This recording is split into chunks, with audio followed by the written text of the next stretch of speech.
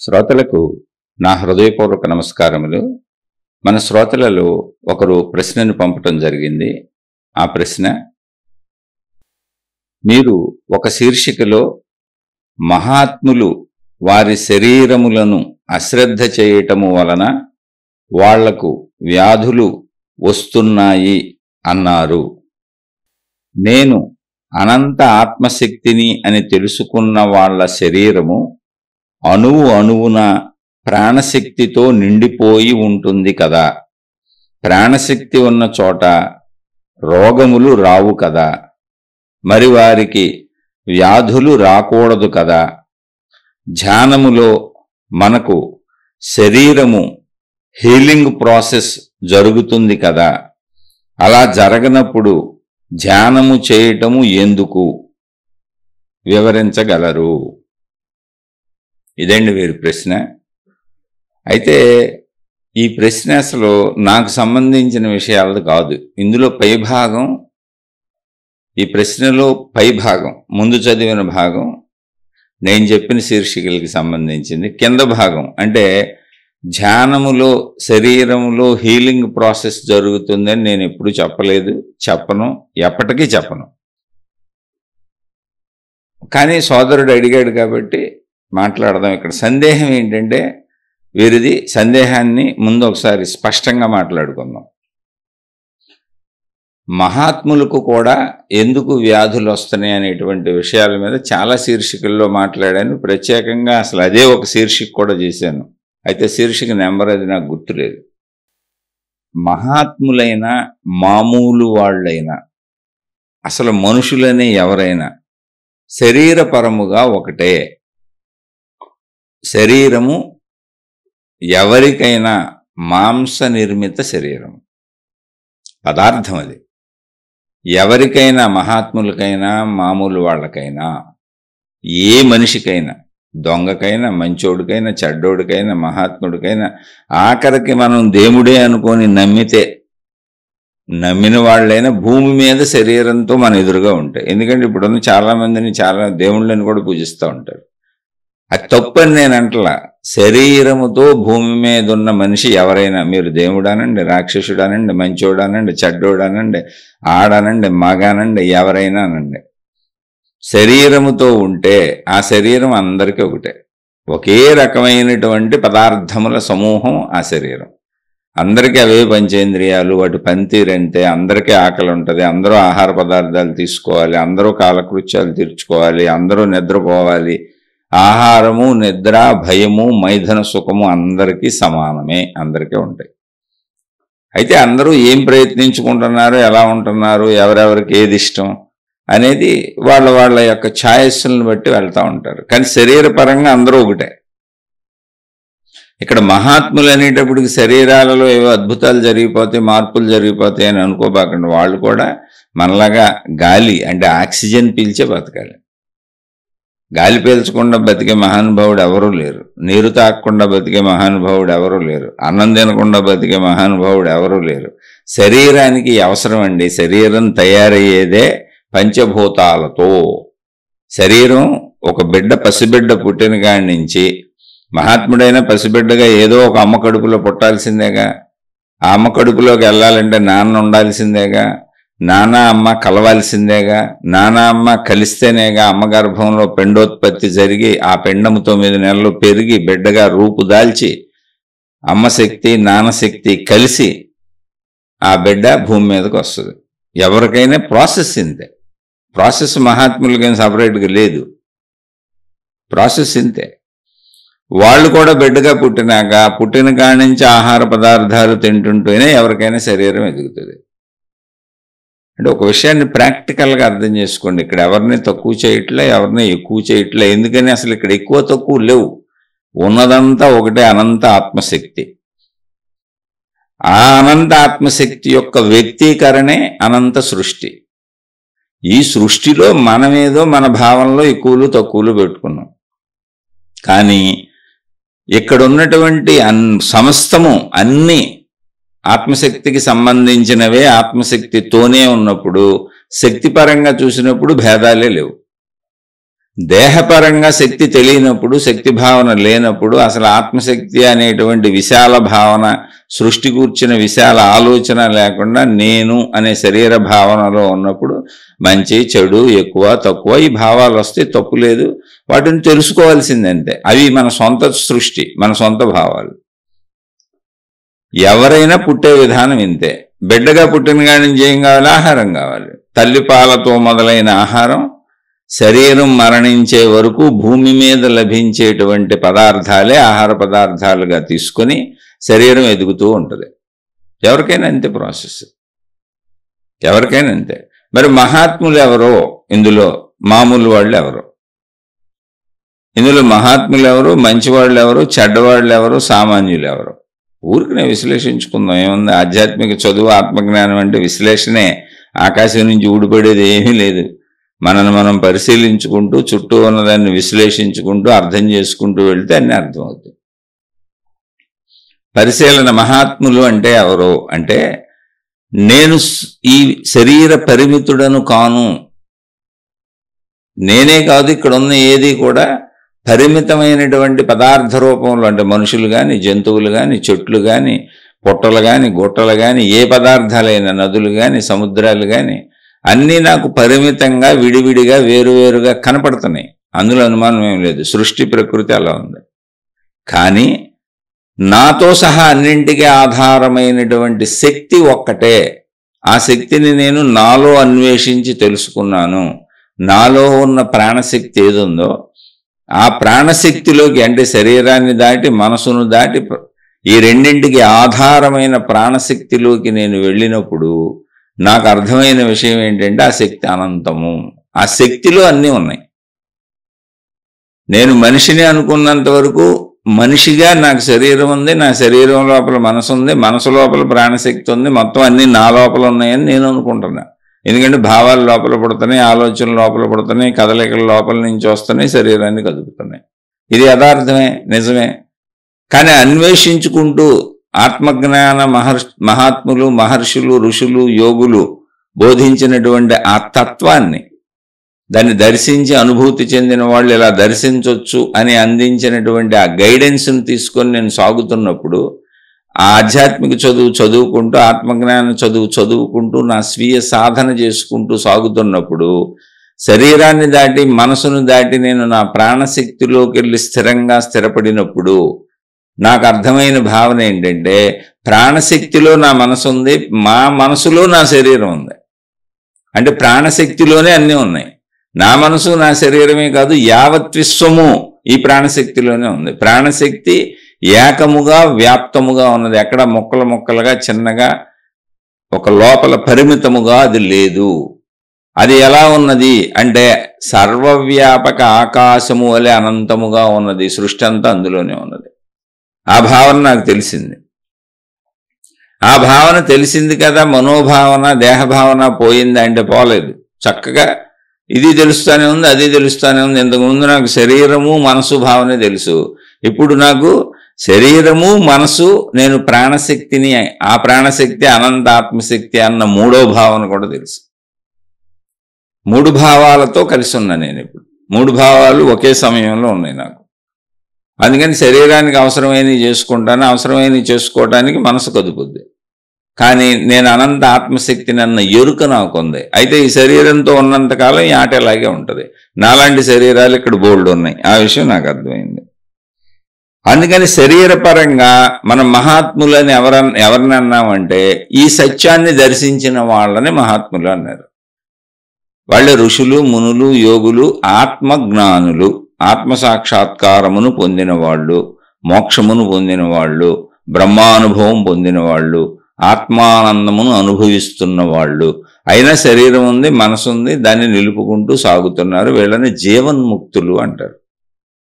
అయితే శరీరపరంగా వాళ్ళకి మనకి భేదమేం లేదు, మనోపరంగా కూడా వాళ్ళకి మనకి భేదమేం లేదు. భేదమేం లేదండి. మన గుణాలతో చూడట్లే నేను, గుణాలు స్వభావంతో చూడట్లే. గుణాలు స్వభావంలో వాళ్ళకి మనకు భేదాలు ఉన్నాయి. వాళ్ళు అసలు పొరపాట్లే చేయరు. విషయపరంగా చదువుతున్న శరీరపరంగా వాళ్ళ శరీరం, మన శరీరం పనితీరు ఒకటే. మనోపరంగా వాళ్ళ మనసు, మన మనసు పనితీరు ఒకటే. అయితే మనసులో ఏమున్నాయి, శరీరంతో ఏం చేస్తారు అనేది ఎవరిష్టాలు వారి. అక్కడ విభేదం ఉంది. అక్కడ మనం వాళ్ళకి సరిపోము. మనం సామాన్యుల కేటగిరీలోకి వస్తాం. వాళ్ళు మహాత్ములు ఎందుకు అయ్యారు అంటే శరీరం ఉంది, తెలుస్తుంది వాళ్ళకి. కాబట్టి శరీరానికి అవసరమైనవి ఏం అవసరమో అవి చేస్తున్నారు. గాలి పీల్చాలి పీల్చుకుంటున్నారు, చక్కగా ఆహారం తినాలి తింటున్నారు, నీళ్లు తాగాలి తాగుతున్నారు, మలమూత్ర విసర్జనలు చేయాలి చేస్తున్నారు.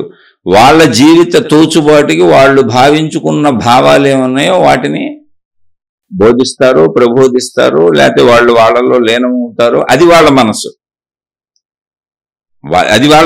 వాళ్ళ మనసు ఏం చెబితే అది చేస్తారు. అందుకని కొంతమంది మహాత్ములు ప్రజల్లోకి వచ్చి ప్రజలకు దాన్ని అందిస్తూ ఉంటారు. కొంతమంది గ్రంథాలు రాస్తారు, కొంతమంది బోధలు చేస్తారు, కొంతమంది ఇలా జీవించమని చెబుతారు. కొంతమంది అసలు ఇవేమీ చెప్పకుండా వాళ్ళల్లో వాళ్ళు ఆత్మారాములై అలా అవధూతల్లాగా తిరుగుతూ ఉంటారు. ఎవరో ఎవరో నచ్చితే వాళ్ళు ఎవరన్నా ఇంత పెడితే తిని అక్కడెక్కడో కూర్చుంటారు. అంటే వాళ్ళకి తెలియదని కాదు, అప్పుడు వాళ్ళ మనసు ఎలా ఉందో అలా ఏం చెబితే అలా ప్రవర్తిస్తారు. వాళ్ళకి మనసు ఉంది, మహాత్ములకు కూడా మనసు ఉంది. ఆ మనసు చెప్పు నీకు తెలిసింది కదా, నలుగురు తెలుసుకుంటారు చెప్పు అంటుంది అనుకోండి, చెప్తారు. అది వాళ్ళకి అప్పుడు కలుగుతుందా కలగదా మనకు తెలియదు. అందుకనే లోకంలో భిన్నమైనటువంటి అనేక రకాల మహాత్ములు ఉంటారు, భిన్న ప్రవృత్తులు కలిగిన మహాత్ములు ఉంటారు. వాళ్ళందరూ ఏర్పరిచిన భిన్న మార్గాలు ఇవన్నీ. శరీరపరంగా వాళ్ళు మనం ఒకటే, ఎవరైనా ఒకటే. ఇప్పుడు శరీరంలో వాతావరణంలో చలి వచ్చింది అనుకోండి, మహాత్ముడు కూడా చలేస్తుంది, దుప్పటి కప్పుకోవాల్సిందే. కాకపోతే దుప్పటి లేకపోతే చలికి చచ్చిపోతానేమో అని మనం ఏడవచ్చు, మహాత్ముడు ఏడవకపోవచ్చు. దుప్పటి ఉంటే కప్పుకోవచ్చు, దుప్పటి కోసం ప్రయత్నించవచ్చు, చలేస్తుందని తెలుస్తుంది. కానీ చనిపోతానేమో అన్న మన ఏడుపుకి ఆయన చనిపోతానేమో అన్న భావనలో చాలా తేడా ఉండొచ్చు. ఎందుకనంటే నేను అనంతాత్మశక్తిని అన్నప్పుడు శరీరాన్ని కావాలని ఇబ్బంది పెట్టి బాధ పెట్టి నాశనం చేసుకోరు తప్ప, మనకున్న భయం వాళ్ళకి అంతలా ఉండదు. అంటే మనకి 100కి 100 ఉంటే వాళ్ళకి 100లో 1% మాత్రమే ఉంటుంది. ఆ శరీరాన్ని రక్షించుకుంటారంటే దాన్ని పాడు చేసుకోవాలని వాళ్ళకి అనిపించదు, దాన్ని రక్షించుకుంటారు. అది ఉన్నా లేకపోయినా ఇబ్బంది లేదు. దానికి ఏదన్నా హాని జరిగి అది నశించిపోయినా పెద్ద ప్రాబ్లం ఏం లేదు. ఒక 1% దాని మీద ధ్యాస ఉంటుంది. అయితే ఈ శరీరపరమైన మరి విషయాలన్నీ ఎవరికైనా ఒకటేగా. ఇప్పుడు ఆకలిస్తే వాళ్ళైనా తినాల్సిందే, మనమైనా తినాల్సిందే. ఆకలిస్తే మనకు నచ్చినవి లేకపోతే తినలేం. మనం రుచికి బాగుండకపోతే తినలేం. నాకు ఇష్టం లేదు, నేను తినను, నాకు వద్దు, ఇలా రకరకాల భావాలు ఉంటాయి. మనకి ఇష్టాలు వస్తాయి. వాళ్ళకి ఆకలేసినప్పుడు రుచులు తెలుస్తాయి. కానీ నేను అనంత ఆత్మశక్తిని అన్న భావనలో ఇష్టాల మీద అదుపు వచ్చింది. ఇష్టాలు లేకపోవటం తెలియకపోవటం కాదు, అదుపు వచ్చింది. ఏముంది, శరీరాన్ని నిలుపుకోవడానికి ఏదైనా పర్వాలేదు, ఇష్టమైంది అయితే నవ్వుకుంటూ తింటారు అంతే. బాగానే ఉందని తింటారు. ఇష్టం లేనిది అనేది ఉండదు వాళ్ళకి. ఆహార పదార్థం ప్రమాదమైంది అయితే తినరు తప్ప ఇష్టం లేనిది అనేది పెట్టుకోరు. ఎందుకంటే ఏది దొరికితే అది తింటారు. ఎందుకని బ్రతకటానికి, శరీరం నిలబడటానికి తింటున్నానని తెలుసు, లాలసతో తినరు. అలా శరీరంలో ఇంద్రియ లాలసలతో వాళ్ళు జీవించరు. వాళ్ళు నేను అనంత ఆత్మశక్తిని అని శరీర రక్షణ చేసుకుంటూ జీవిస్తారు. ఇక మనసుకు వచ్చేటప్పటికి శరీర రక్షణకి మనసు పనిచేయాలి. మహాత్ములుగా వాళ్ళు ఎందుకయ్యారంటే ఆ అనంత ఆత్మానుభూతిని పొందారు కనుక వాళ్ళు పొందిన జ్ఞానాన్ని ఎలా అన్వయించుకు జీవించాలో, అంటే ఎవరికైనా బోధించాలా, బోధించక్కర్లేదా, చెప్పాలా, చెప్పకూడదా, ఇలాంటివన్నీ వాళ్ళ మనోప్రవృత్తి అప్పుడు ఏమనిపిస్తే అది చేస్తారు. అందుకని ఆ మనసు కూడా ఉంటుంది వాళ్ళకి. కాకపోతే అది మనలా కోరికల మనసు కాదు, జ్ఞాన మనసు అయి ఉంటుంది. మనసు కూడా ఉంటుంది. అందుకే కొంతమంది బోధనలు చేస్తూ చెప్తూ ఉంటారు, కొంతమంది చెప్పరు. ఎన్నో జ్ఞాన గ్రంథాలు వచ్చినాయి, ఆత్మజ్ఞాన గ్రంథాలు. మరి ఆ మహాత్ములు చెప్పకపోతే రావుగా. అంటే వాళ్ళకి మనసు పనిచేస్తుంది. చెప్పాలంటే మనసు పనిచేయాలి, ఓ భావరూపం రావాలి, ఓ భాష రూపం రావాలి, దాన్ని భావించుకోవాలి. ఇలా సాధించాం, ఇలా పొందాం, ఇలా చేసాం, ఇలా చేసుకోండి అని అనేక రకాలుగా, లక్షల కోట్ల రకాలుగా చెప్పారు. ఇదంతా మనసే. మళ్ళీ మనుషులకే ఎలా అయితే ఉపమానాలతో పోలికలతో అర్థమవుతుందో, ఎందుకంటే వాళ్ళు కూడా మనుషులుగానే ఉన్నారుగా, మనుషులుగానే సాధన చేశారుగా, మనుషులుగానే పొందారుగా, ఇప్పుడు కూడా మనుషులుగానే జీవిస్తున్నారుగా. కాబట్టి మనుషులు జీవన విధానంలో ఉపయోగించుకునేటువంటి వస్తువులు వాళ్ళకి తెలిసిన పోలికలతో ఆత్మజ్ఞానాన్ని పోల్చి చెబుతూ ముందుకు నడిపిస్తూ తీసుకెళ్తారు. అంటే మనసు ఉంది, శరీరం ఉంది. అయితే వాళ్ళ మనసు ఆత్మజ్ఞానాన్ని బోధించే మనసుగా ఉంది, జ్ఞాన మనస్సుగా ఉంది. అలాని బోధిస్తారా బోధించరా వాళ్ళ ఇష్టం. ఇది అందరూ రకరకాలుగా ఉంటారు, అందరూ ఒకలా ఉండకపోవచ్చు. వివిధ రకాల మహాత్ములు ఉంటారు, మానసికంగా అలా ఉంటారు. శారీరకంగా వచ్చినప్పుడు శారీరకపరమైనటువంటి ఇంట్రెస్ట్ సహజంగానే తగ్గుద్ది. అంటే మనకున్నటువంటి కాంక్షలని, ఈ శరీరం నేనే అన్న భావంలో దీన్ని నిలబెట్టుకోవడానికి, దీనికోసం మనం చేసే పనులు, దీనికి ఏదన్నా వస్తే మనం పడే భయం, బాధ, దుఃఖం, నేను, నా వాళ్ళు, నా సంపదలు, నిరంతరం సంపదల ప్రయత్నాలు, ఆ ప్రయత్నాలకు ఒత్తిళ్ళు, ఆ ఒత్తిళ్ళు తప్పుదోవలకు వెళ్తారు, ఆ తప్పుదోవల్లో మళ్ళీ ఒత్తిళ్ళకు గురవుతారు. స్ట్రెస్, భయం, బాధ, దుఃఖం, వీటితో మనం అనేక జబ్బులు తెచ్చుకుంటాం, అనేక బాధలకు గురవుతాం. ఎంతోమందిని దుఃఖాలకు గురి చేస్తాం, మనం దుఃఖాలకు గురవుతూ ఉంటాం. వీటన్నింటి ప్రభావం చేత మన ఎదుటి వాళ్ళకి అనారోగ్యాలు వస్తాయి, మనకే అనారోగ్యాలు వస్తాయి. అంటే అనారోగ్యాలు అనే సబ్జెక్ట్ మాట్లాడారు కాబట్టి అది చెబుతున్నా. అది కాక ఇంకా అనేక భయాలు, అన్నింటికీ మూలం వెళ్ళి అది అనారోగ్యం అయిపోద్ది. భయమైనా, దుఃఖమైనా, సుఖమైనా, ఏదైనా ఎడిదిరిగి వచ్చినా నువ్వు అధికంగా అనుభవిస్తే, సుఖమైనా సరే, తిండైనా సరే, అధికంగా చేసినప్పుడు అది అనారోగ్యం అయిపోద్ది. అది ఒక మనసు పిచ్చి అయిపోద్ది, మానసిక వ్యాధి అయిపోద్ది. అంటే శారీరక మానసిక వ్యాధులు అవుతాయి అధికంగా చేసే ఏదైనా, అది మంచి అయినా చెడైనా. ఎవరికి? మామూలు మనుషులకి. వీళ్ళకి వచ్చేటప్పటికి వీళ్ళు బ్రతకటం కోసం శరీర రక్షణకి ఏం కావాలన్నప్పుడు ఏదో ఆకలేసినప్పుడు తినటం, ఏదో చేయటం, అలా శరీరాన్ని అశ్రద్ధ చేసేటువంటి ప్రక్రియ కూడా ఉంటుంది. అది సాధనల వల్ల కావచ్చు, సాధనలు చేసుకుంటున్నప్పుడు కావచ్చు, సాధించడానికి ముందు సాధనలో కావచ్చు, సాధించేసినాక లీనమైపోయి దేహం పట్ల భావనలు తగ్గి ఆ సాధనలో, ఆ అనుభూతిలో ఉండిపోయే ప్రయత్నంలో కావచ్చు. అలా రకరకాలుగా అనేక మంది మహాత్ములు అనేక రకాలుగా ఉన్నారు. దానివల్ల వాళ్ళ శరీరాలు పాడవుతుంటాయి. శరీరం ఒకటే, శరీరంలో ఏ తేడా లేదు. అందుకని శారీరక అనారోగ్యాలు మహాత్ములకి వస్తాయి, మామూలు వాళ్ళకి వస్తాయి, దొంగలకి వస్తాయి, మంచి వాళ్ళకి వస్తాయి, అందరికీ వస్తాయి. అయితే ఎవరైతే కొంచెం శరీరం పట్ల ఎక్కువ శ్రద్ధ చూపించుకొని, వాళ్ళు మామూలు మనుషులైనా సరే, కొంచెం శరీరాన్ని జాగ్రత్తగా పెట్టుకోవాలని తగినంత, అంటే అన్ని శరీరానికి జాగ్రత్తను కూర్చేటువంటి తిండి, ఆహార పదార్థాలు, ఎక్సర్సైజులు అన్నీ నేర్చుకొని, తెలుసుకొని, జాగ్రత్తగా ఉండి కొంచెం రక్షించుకున్న వాళ్ళకి వ్యాధులు, ఆది వ్యాధులు తక్కువ ఉంటాయి. అంటే మానసిక శారీరక వ్యాధులు తక్కువ ఉంటాయి. సహజంగా మంచి వాళ్ళకి తక్కువ ఉంటాయి. ఎందుకంటే మంచి వాళ్ళు అనగానే మనసు పరుగు ఆగింది. మనసు ఎప్పుడైతే పరుగు ఆగిందో ఆటోమేటిక్గా కొంత శరీరం బాగుంటుంది. అయితే ఎంత మంచి వాళ్ళైనా శరీరాన్ని మళ్ళీ దానికి ఇచ్చే ఆహారం, దానికి ఉండే ఎక్సర్సైజు, దానికి ఉండే విధానాల్లో అశ్రద్ధ ఉంటే మళ్ళీ వాళ్ళు మంచి వాళ్ళు కావచ్చు, అనారోగ్యాలకు లోనవుతూ ఉంటారు. ఇదంతా ఒక పెద్ద కాంబినేషన్స్ మీద నడుస్తుంది. బాగా వివరణగా అర్థం చేసుకోవాలి. ఏదో 2 పాయింట్లు పట్టుకొని వెళ్తే కాదు. శరీరపరంగా సృష్టిలో మనుషులందరూ ఒకటే. మనోపరంగా మంచివాళ్ళు, చెడ్డవాళ్ళు, సామాన్యులు, మహాత్ములు. మంచివాళ్ళు అంటే సామాన్యంగా ఎదుటి వాళ్ళకి ఏదో ఒకటి మేలు చేసి కొంచెం హాని చేయని వాళ్ళు, ఇతరులకు ఉపయోగపడే వాళ్ళని మంచివాళ్ళు అంటాం. సామాన్యులు అంటే నీకు నేనే మంచి చేయను, నీకు చెడు కూడా చేయను, నా గొడవ నేను పడతాను, సామాన్యులు. చెడ్డవాళ్ళు అంటే నేను బ్రతకటం కోసం నీకు ఎటువంటి హానినైనా చేయటానికి నేను వెనకాడను, వాళ్ళు చెడ్డవాళ్ళు. మహాత్ములు అంటే అనంత ఆత్మతత్వాన్ని తెలుసుకొని, నాయన మీరు కూడా తెలుసుకోండి, మీ జీవితం వృధా అయిపోతుంది, ఊరుకునే పుట్టి చనిపోవటం కాదు తల్లి, తెలుసుకోండి తండ్రి అని చక్కగా మానవ జాతికి ఆ ఆత్మజ్ఞానాన్ని అందించేవాళ్ళు మహాత్ములు. వాళ్ళు మహాత్ములు. అయితే ఇక్కడ మన సోదరుడు అడిగినటువంటి ప్రశ్నను మళ్ళీ ఒకసారి చూద్దాం. మహాత్ములకి అంటే తమ శరీరంలో నేను అనంత ఆత్మని అని తెలిసినప్పుడు, అంటే మహాత్ములు వాళ్ళ శరీరాన్ని అశ్రద్ధ చేయటం వల్ల వాళ్ళకి వ్యాధులు వస్తున్నాయి అని మీరు చెప్పారు. ఇది నేను ఒక శీర్షికలో చెప్పారు ఆయన. అయితే అనంత ఆత్మశక్తిని నేను అని తెలుసుకున్న వాళ్ళ శరీరము అణువున ప్రాణశక్తితో నిండిపోయి ఉంటుంది. అంటే నిండిపోయి ఉంటుంది కదా, ప్రాణశక్తి ఉన్న చోట రోగాలు రావు కదా. అంటే ఇవి మనమే భావించుకుంటున్నాం, మనమే కల్పించుకుంటున్నాం, ఏయో కొత్తది వస్తుంది శరీరంలో. కానీ నేను అనంత ఆత్మశక్తిని అన్నప్పుడు కొత్తదేదో మన శరీరంలోకి రావట్లేదు. మన శరీరంలో ఏ కొత్త మార్పు జరగట్లేదు. అసలు నేను అనంతాత్మశక్తిని అనేది భావరూపంలో మనం ఉన్న సత్యాన్నే తెలుసుకుంటున్నాం. ఇప్పుడు కూడా మనం అనంత ఆత్మశక్తి స్వరూపులం, కానీ మనకు ఆ భావన లేదు, తెలుసుకోలేదు. మనం అందరూ అనంతాత్మశక్తి స్వరూపులే.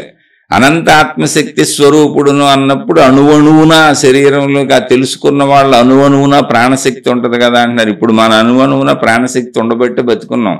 ఎవరో సామాన్యులు, చెడ్డవాళ్ళు, మంచివాళ్ళు, మహాత్ములు. మహాత్ములు పక్కన పెడితే ఇప్పుడు సామాన్యులు, మంచివాళ్ళు, చెడ్డవాళ్ళు, రాక్షసులు అందరికీ అణువణువున ప్రాణశక్తి ఉండబట్టి వాళ్ళు మంచివాళ్ళుగా ఉంటున్నారు, సామాన్యులుగా ఉంటున్నారు. రకరకాల చెడ్డ పనులు చేసి చెడ్డవాళ్ళుగా, రాక్షసులుగా ప్రవర్తిస్తున్నారు. అందరూ వాడుకుంటుంది అదే శరీరాన్ని, అదే ప్రాణశక్తితో. అందరికీ అణువణువున ప్రాణశక్తి ఉంది, కొత్తగా ప్రాణశక్తి రాదు. అయితే ఈ ప్రశ్నలన్నీ ఎందుకు వస్తున్నాయి అన్నప్పుడు ఈయన కింద మాట్లాడారు. అంటే ముందు ఇది మాట్లాడుకెళ్దాం. ముందు ఒక విషయాన్ని స్పష్టపరచుకోండి. ఆత్మశక్తి, నేను అనంత ఆత్మస్వరూపుడును అనేది మనం ఏదో కొత్తగా సాధించేది కాదు. మన శరీరంలో ఏమి కొత్తగా ప్రవేశించదో. మోక్షం అనేది పొందేది కాదు, ఆత్మానుభూతి అనేది పొందేది కాదు, ఆత్మసాక్షాత్కారం అనేది కొత్తగా ఏదో సాక్షాత్కరించి మనకు కనపడేది కాదు. అది ఆల్రెడీ ఉన్నదే, కానీ మనం దేహభావనలో జీవిస్తున్నాం. అంతే, సింపుల్. అది నేను శరీరము అనుకొని జీవిస్తున్నాం. మన శరీరంలో శరీరం అనుకున్నప్పుడు ఏముంది? నేను, నా శరీరం ఉంది, నా మనసు ఉంది. ఈ రెండిటితో నా పని. ఈ రెండు కదులతో ఎదురుగా ప్రపంచం ఉంది. ఆ ప్రపంచంలో నాకు కావలసినవన్నీ ఉన్నాయి, నా కోరికలు తీర్చే ఉన్నాయి. ఏంటి నా కోరికలు? నా శరీర పంచేంద్రియాల కోరికలే నా కోరికలు. అవి తీర్చుకుంటుంటే ఏమవుతుంది? మనసు ఏర్పడుతుంది. ఏర్పడిన మనసు ఏం చేస్తుంది? మళ్ళీ తీర్చుకుందాం నడువు అంటుంది.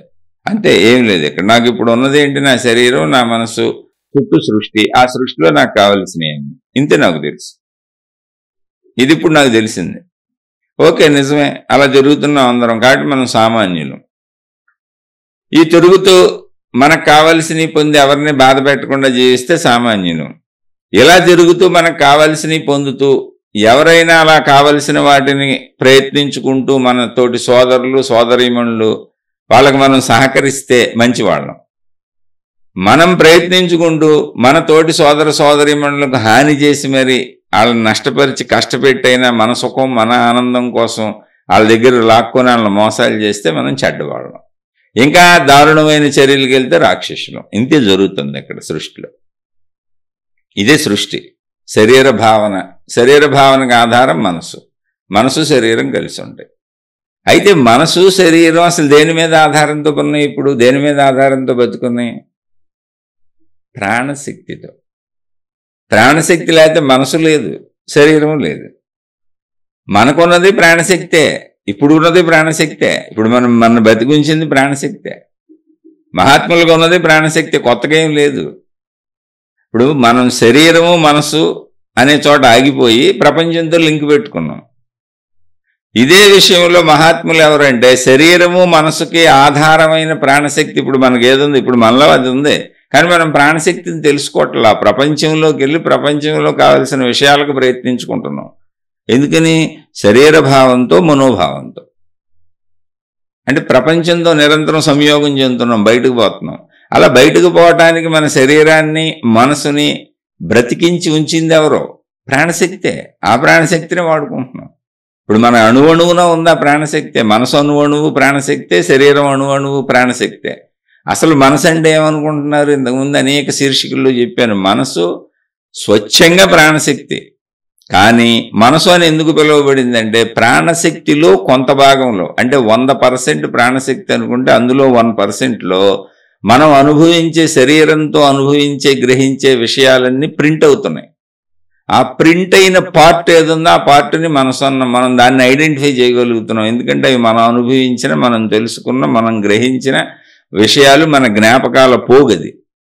కాబట్టి మనం దాన్ని ఐడెంటిఫై చేయగలుగుతున్నాం, ప్రాణశక్తిని ఐడెంటిఫై చేయలేకపోతున్నాం. ఐడెంటిఫై చేయలేకపోతున్నాం అంటే అసలు మనం ప్రయత్నించాలి. ప్రాణశక్తిని ఐడెంటిఫై చేయాల్సిన అవసరం ఏముంది? ప్రాణం ఉండబట్టే అసలు బతికున్నాం. మనం ఐడెంటిఫై చేయక్కర్లా, ఆల్రెడీ ఉంది అది, మన బతికుంచిందే అది. మహాత్ములు ఎవరంటే, ఎందుకు మహాత్ములు అయ్యారంటే నా శరీరము నా మనసు బాగానే ఉంది, నాకు కోరికలు కలుగుతున్నాయి, అవసరాలన్నీ తీర్చుకుంటున్నా, అంతా బాగానే ఉంది. కానీ చనిపోయాడు అన్నప్పుడు ప్రాణశక్తి వెళ్ళిపోతుంది కదా, అంటే నాలో ప్రాణశక్తి ఉంది కదా, చనిపోయిన వాళ్ళలో ప్రాణశక్తి లేదు కదా.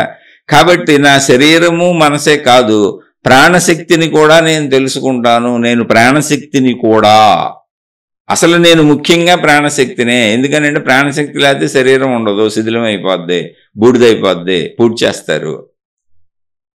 ప్రాణశక్తి లేకపోతే అసలు మనసు నిర్మాణమే అవ్వదు. ప్రాణశక్తిలో ప్రింట్ అయిన విషయాలే మనసు. కాబట్టి ఈ రెండింటికి ఆధారం మూలమైంది నేనవుతాను, కానీ నేను మనసు ప్రాణశక్తి శరీరం ఎందుకు అవుతాను? ఒకవేళ అయితే మొదట ప్రాణశక్తిని, తర్వాత మనసుని, తర్వాత శరీరాన్ని. కాబట్టి నేను ముందు మొదటగా నా మొదటి స్థితిని తెలుసుకుంటాను అని ప్రయత్నించిన వాళ్ళు మహాత్ములయ్యారు. మనం అసలు ఆ మొదటి స్థితిని తెలుసుకోవట్లా, అంతే. తెలుసుకోవట్లేదు, కానీ అది ఉందిగా ఇప్పుడు. అది లేకపోతే మనం బతకడమే కుదరదుగా. కాబట్టి తెలుసుకుంటే కొత్తగా లోపలికి వచ్చేది ఏమీ లేదు. అది ఆత్మజ్ఞానం. జాగ్రత్తగా వినాలి. ఒక్క శీర్షిక వింటే కాదు, కొన్ని వెనక నుంచి 100 శీర్షికలు చెప్పుకుంటూ వచ్చాను.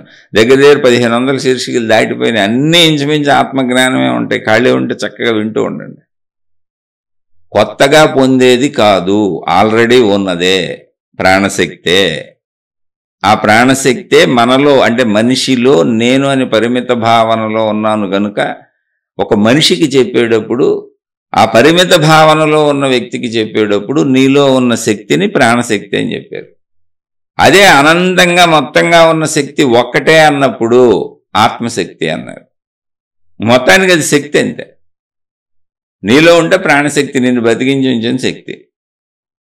ఇప్పుడు చనిపోవటం అంటే ఏం జరిగింది? నిద్రపోవటం అంటే ఏం జరిగింది? శరీరం నిద్రపోయింది, మనసు నిద్రపోయింది. చనిపోవటం అంటే సేమ్ అదే జరిగింది.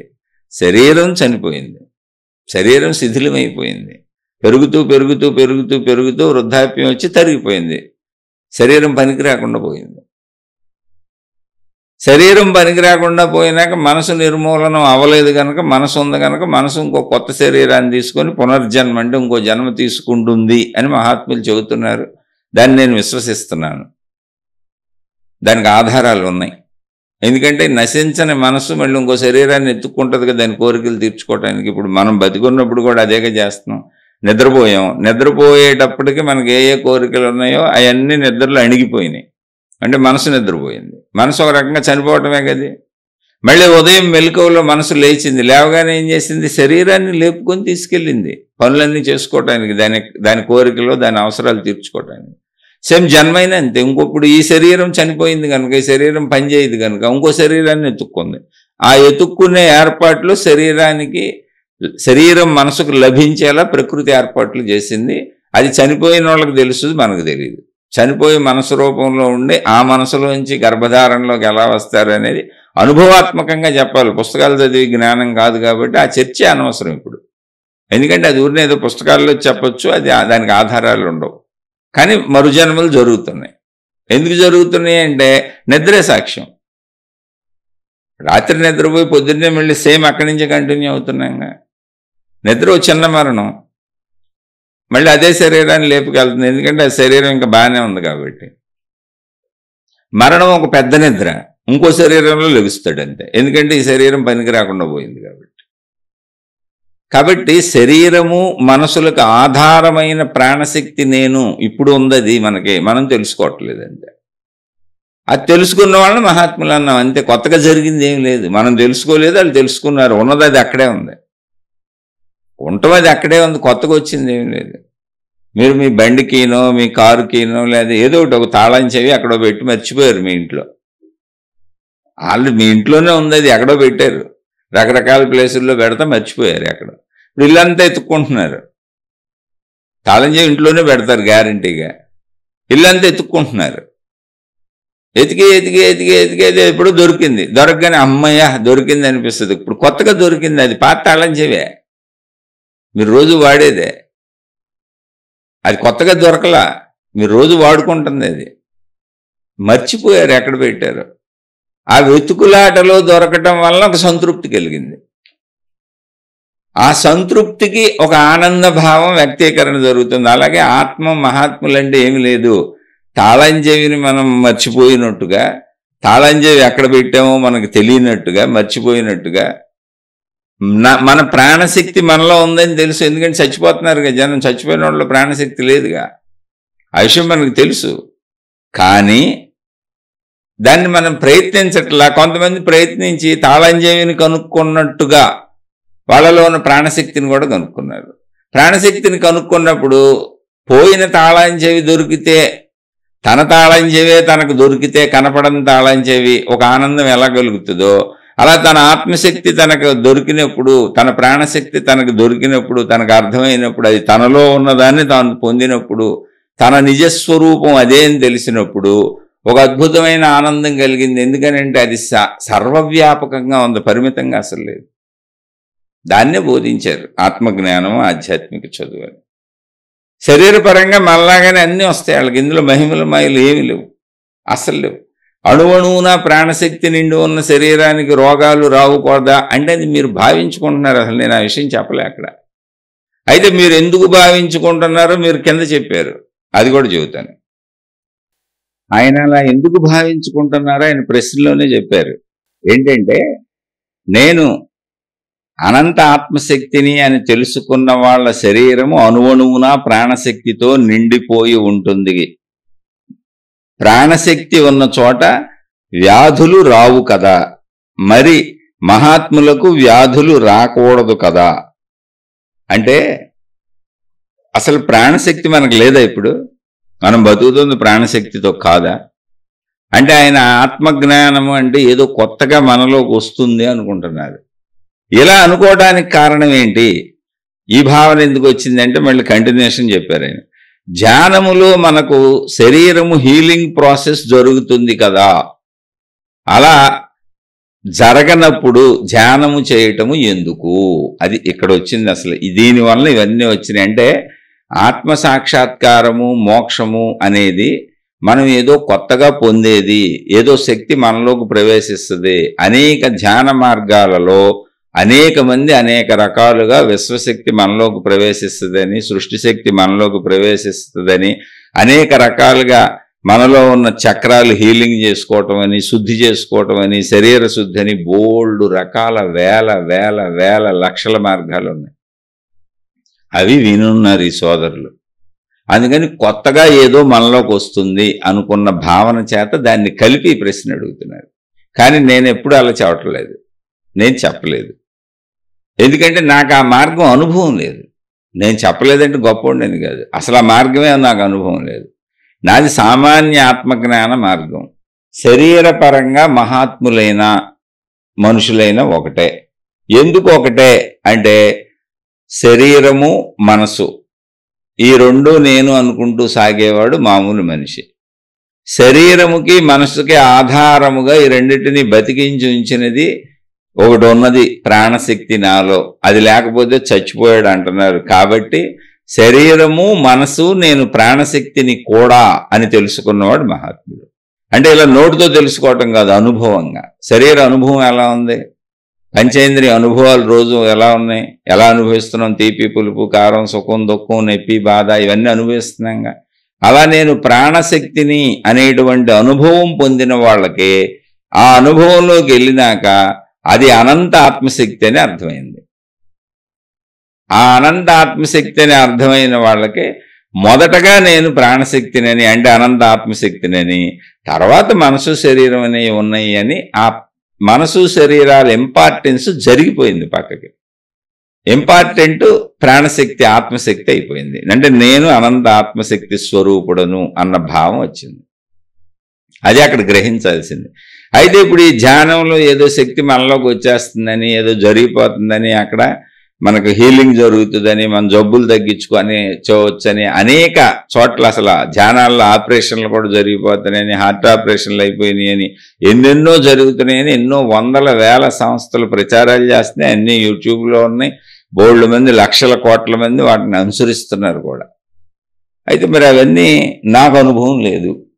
రెండు, నేను అసలు వాటిలోకి వెళ్ళను, వాటిని నేను స్వీకరించను. ఇంకా చెప్పాలంటే నమ్మను అనొచ్చు. అయితే నువ్వెవడెవరో నమ్మడానికి అంటారు కాబట్టి ఆ పదంతో నాకు పని లేదు, అనిపించుకోవాల్సిన అవసరం లేదు.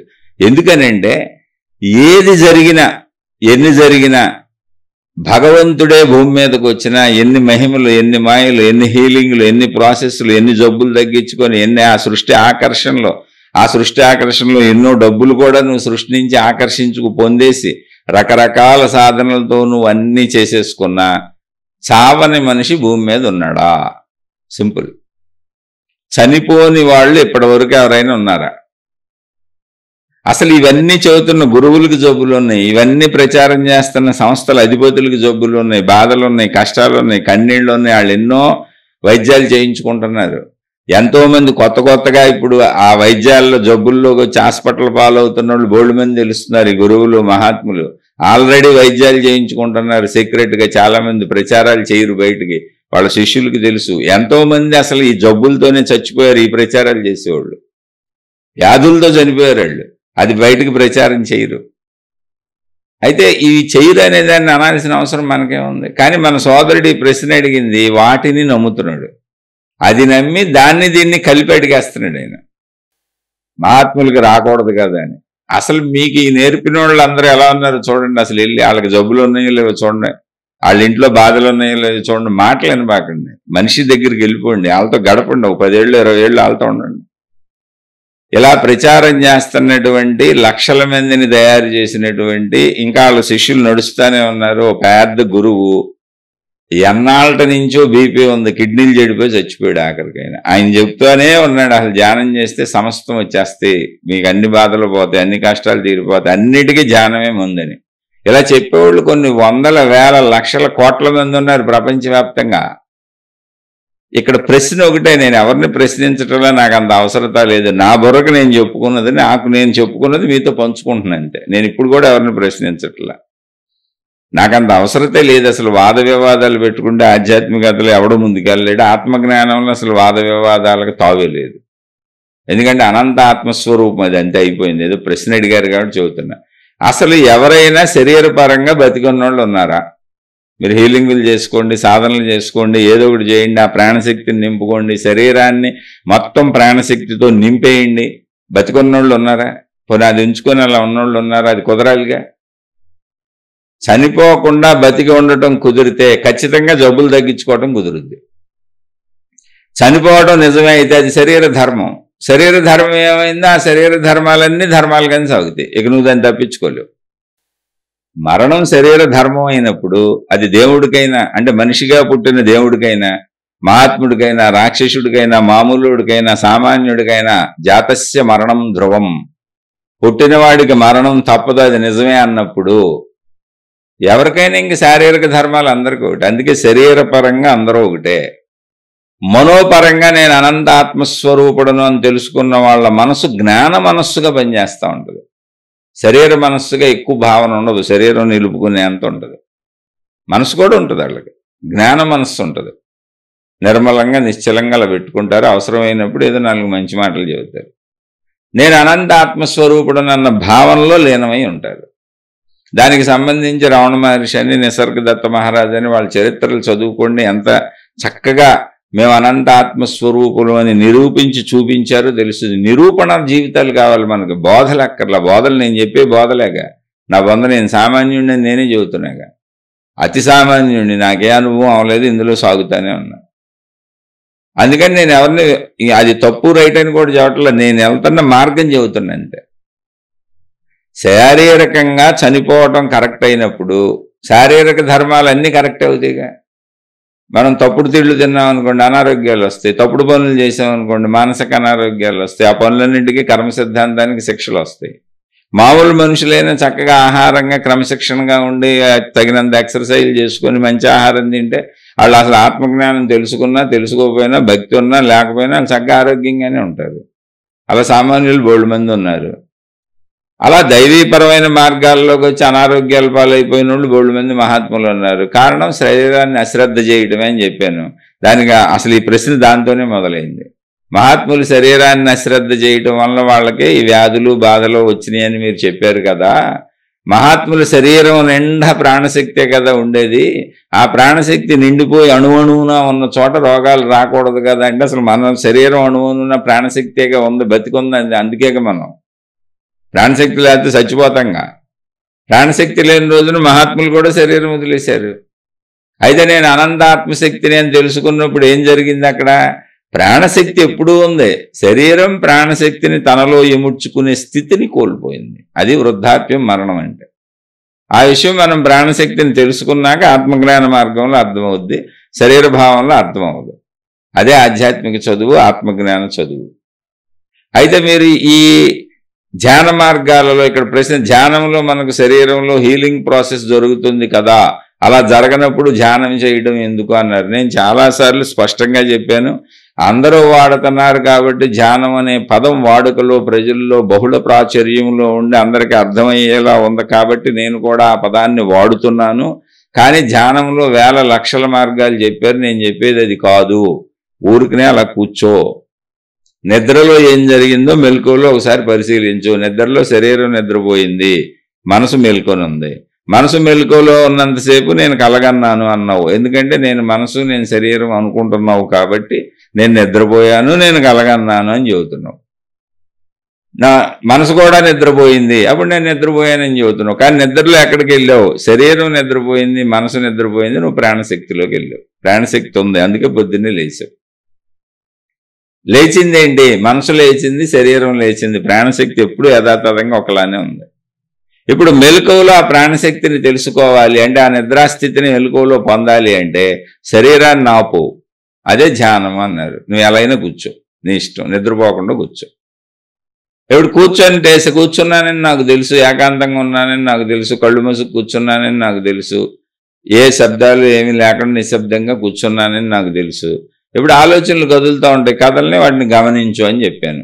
అంతే ధ్యానం అంటే. ధ్యానం అనే పదం ఎందుకు చెబుతున్నానంటే, అది బహుళ ప్రాచుర్యంలో అందరికీ అలవాటు ఉంది కనుక. దానికి కొత్త పదాలు నేను పెట్టి నేను కొత్త ఏర్పాటు చేయకూడదు కనుక. మళ్ళీ ఇప్పటికే అసలు కొత్త ఆడితే ప్రజలు గందరగోళ పడిపోయి ఉన్నారు. మళ్ళీ నేను కొత్త తయారు చేయటం ఎందుకు, కొత్త పదాలు సృష్టించడం ఎందుకు, అదే పదాలు వాడదాం. అందుకని అది చెప్పా, వివరణ చెబుతున్నా. అలా శరీరాన్ని ఆపి రోజో పావు గంటో, అరగంటో, 10 నిమిషాలు, 5 నిమిషాలు నీ వీలుని బట్టి కూర్చొని నువ్వు సాధన చేసుకుంటూ ఉంటే, కూర్చున్నప్పుడు ఏమవుద్ది? మనసు కదులుతూ ఉంటుంది. కదులుతున్న మనసు నీకు తెలుస్తూ ఉంటుంది. తెలియని దాన్ని చూస్తూ ఉండు. నేను కావాలనే కదా, నేను నిర్ణయించుకునే కదా కూర్చున్నాను, దాని ఇష్టం వచ్చినట్టు అది కదలనే. నువ్వు పెట్టుకున్న టైం ఏది ఉందో ఆ పావు గంటో, అరగంటో కూర్చో. నువ్వు కూర్చోగలిగినంతసేపు కూర్చో. అలా కూర్చుంటూ ఉంటే కొన్ని నెలలకో, కొన్ని సంవత్సరాలకో శరీరం నిద్రపోతే మనసు ఎలా నిద్రపోయిందో, ఇలా కూర్చున్నప్పుడు ఇతడు ఈమె శరీరాన్ని కదపరు అని తెలుసుకున్నటువంటి మనసు అలా కూర్చున్నప్పుడు ఆగిపోవడం నేర్చుకుంటుంది. అది నెలలు పట్టొచ్చు, సంవత్సరాలు పట్టొచ్చు. అలా ఆగిపోవడం ఎప్పుడైతే అది నేర్చుకుందో నువ్వు వెంటనే ప్రాణశక్తి అనుభవాన్ని పొందుతావు. అప్పుడు నీకు ఆత్మానుభవం అయిపోద్ది. అదే ఆత్మానుభవం అంటే. అది నీలోనే ఉన్నది, ఆల్రెడీ ఉన్నది, నువ్వు కొత్తగా పొందేది కాదు. మనం దాన్ని ఇప్పుడు చూడట్లేదు, అశ్రద్ధ చేసామంతే. జస్ట్ సింపుల్ థింగ్ అది. అందువల్ల ఈ హీలింగ్లు ఇవన్నీ ఎక్కడ జరుగుతాయో మరి నాకు తెలియట్లే. అది ఒకవేళ జరుగుతాయి అనేది ఉంటే మీరు అది మీ భావన మీరు కల్పించుకోవచ్చు, నాకేదో శక్తి సహాయం చేస్తుందని. ఇప్పుడు దేవుడు కళ్ళ గంటలు అనేక మతాలు సృష్టించుకున్నాం, అనేక మార్గాలు సృష్టించుకున్నాం, లక్షల కోటాను కోట్ల దేవుళ్ళను సృష్టించుకున్నాం, ఎన్నో విధానాలు, ఎన్నో ఆచారాలు, ఎన్నో సాంప్రదాయాలు సృష్టించుకున్నాం. అలా నీ మనసుతో నువ్వు భావనలతో ఎన్నైనా తయారు చేసుకో. ఒకవేళ ఇదంతా నిజమే అయితే నువ్వు పొందితే మంచిదే. మీకు హీలింగ్లో జబ్బులు తగ్గిపోతే కాదు, వద్దని నేను ఎందుకంటాను. మీరు అన్నీ ఆకర్షించుకొని ఆకర్షణ సిద్ధాంతంతో మీరు డబ్బులు పొందేసి మీరు సుఖాలు పొందేస్తే వద్దని నేను ఎందుకంటాను. అందరూ హాయిగా ఉండాలనే కోరుకుంటాను. సర్వే జన సుఖినో భవంతు, లోకా సంస్థ సుఖినో భవంతు. కానీ సత్యం ఏంటంటే, ఎవరైనా చనిపోకుండా ఉన్నారా? మీరు ఆశతో, అత్యాశతో ఏదో అన్ని నమ్మేసి భావించి ఏదో పొందేద్దాం అనుకుంటున్నారు తప్ప ఇక్కడ చనిపోకుండా ఎవరైనా ఉన్నారా? చనిపోయేది ఏంటి? శరీరం కదా.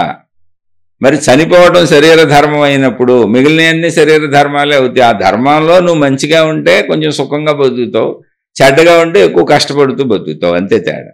అందుకని మంచిగా ఉండు, ధర్మంగా ఉండు అని చెప్పారు. నువ్వు బాగుంటావు, నీ చుట్టూ ఉన్న అందరూ బాగుంటారు. మరణం జాతస్య మరణం ధ్రువం, పుట్టిన ప్రతివాడు మరణించక తప్పుడు. దైవావతారాలు కూడా శరీరాలు వదిలి వెళ్ళిపోయినాయి. నేను అనంత ఆత్మస్వరూపుణ్ణి అని చెప్పిన మహాత్ములు కూడా శరీరాలు ఇక్కడే మరణాన్ని పొంది వెళ్ళిపోయినాయి. అందరూ శరీరం మరణించాల్సిందే, చనిపోవాల్సిందే. శరీర ధర్మంలో మార్పు ఉండదు. ఉండనప్పుడు మళ్ళీ కొత్తగా నీకు హీలింగ్లు ప్రాసెస్లు ఎలా జరుగుతాయి? ఒకవేళ జరుగుతాయి అంటే అది నీ మానసిక లోకంలో నువ్వు సృష్టించుకున్నది ఏదైనా జరగచ్చు, అది నీ ఇష్టం. ఎందుకంటే మళ్ళీ చెప్పా, కోటాను కోట్ల మంది దేవతలు ఉన్నారు, దేవుళ్ళు ఉన్నారు, మతాలు ఉన్నాయి, విధానాలు ఉన్నాయి, సాంప్రదాయాలు ఉన్నాయి, పద్ధతులు ఉన్నాయి. అవన్నీ నమ్మకాలకు సంబంధించినవి. ఎవరి నమ్మకాలని మనం కించపరచకూడదు. నేను వాస్తవికతలో ఒక సామాన్యంగా నేను ఆలోచించే విధానాన్ని చెప్పాను. నా ఆలోచన విధానం సహజ సామాన్య విధానం. శరీరానికి మరణం తప్పదు అన్నప్పుడు శరీర ధర్మాలన్నీ అందరికీ ఒకటే. ఒకవేళ ఆ ధర్మాలను మార్చగలిగితే చనిపోకుండా ఖచ్చితంగా ఉండేవాళ్ళు ఇక్కడే, ఏదో ఒకటి చేసుకొని ఉండేవాళ్ళు. అది కుదరదు అనేది సత్యం. అది కుదరదు సత్యం అయినప్పుడు మిగిలినవేవి కుదరదు అనేది నా విశ్వాసం. అటువైపు వెళ్ళటర్లు అసలు నాకు అక్కర్లయ్యి. నేను శారీరక ధర్మం ప్రకారం సహజంగా సామాన్యంగా జీవించదలిచాను. అద్భుతాలు, ఆ మహిమలు, ఆ మాయలు, ఆ మంత్రాలు, యంత్రాలు నాకు అక్కర్లా.